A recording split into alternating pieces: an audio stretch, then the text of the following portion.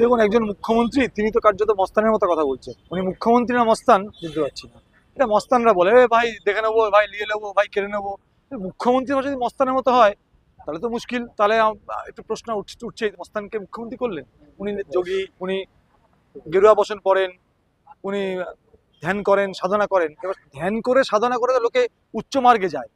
উনি ধ্যান করে সাধনা করে কি মস্তান মার্গে গেছেন? প্রশ্নটা থাকলো। দেখুন, যোগী আদিত্যনাথ ভুলে গেছেন এটা পশ্চিমবঙ্গ, এটা রবীন্দ্রনাথ, মধুসূদন, বিদ্যাসাগর, তারপরে হচ্ছে আমাদের আরো আরো প্রচুর প্রচুর নজরুল, তাদের জমি। এটা বুলডোজারের চালাবার জায়গা না এখানে। এসব যদি উনি করেন না, উনার যে রাজনৈতিক দল আছেন, ওই ভারতীয় জঞ্জাল পার্টি, বাংলার মানুষ বুলডোজার চালিয়ে সেই ভারতীয় জঞ্জাল পার্টিকে মাটিতে মিশিয়ে দেবে।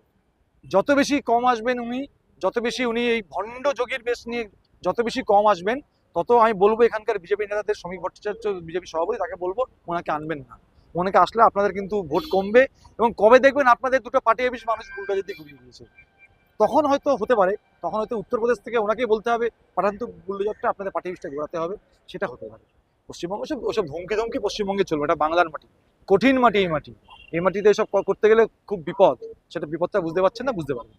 একদিকে বুলডোজারের হুঁশিয়ারি, অন্যদিকে একটি ভিডিও ইতিমধ্যে ভাইরাল হয়েছে সোশ্যাল মিডিয়ায়, যেখানে দেখা যাচ্ছে যোগী আদিত্যনাথ একটি মাজারে ঢুকে সেখানে প্রকাশ্য জিয়ারতের উদ্দেশ্যে গেছেন। এই যে একদিকে মসজিদ ভাঙা বুলডোজার দিয়ে, অপরদিকে মাজারে যাওয়া, এটাকে কোন চোখে তো আমি তো বারবার প্রথম থেকে বলে আসছি, যারা হিন্দুত্বের কথা বলছে, সনাতন ধর্ম বাঁচাবার কথা বলছে, তারা যদি ক্ষমতায় আসে, সবচেয়ে বেশি সমস্যায় পড়বে সনাতন ধর্ম।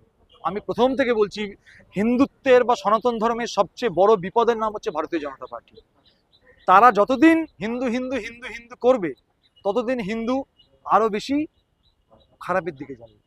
তাদের কাছে হিন্দু ধর্মটা ধর্মতলার 30 টাকার ফুটপাতের জিনিস। কিন্তু তারা ভুল করছে, হিন্দু ধর্ম তো সোজা ব্যাপার নয়, কোনো ধর্মই সোজা ব্যাপার নয়। তারা সনাতন ধর্ম নিয়ে, হিন্দু ধর্ম নিয়ে ব্যবসা করতে পারে, কিন্তু আমরা যারা প্রকৃত সনাতনী, আমাদের ধর্ম নিয়ে ব্যবসা করতে গেলে চামড়া গুটিয়ে দেবো। সেটা বলে দিলাম, আজকে চামড়া গুটিয়ে দেবো যদি আমাদের ধর্ম নিয়ে ব্যবসা করতে আসে। ও বিজেপি টিভি বাদ দিন, আমরা, উনি বলছে না সনাতনদের এক হতে, আমরা এক হব।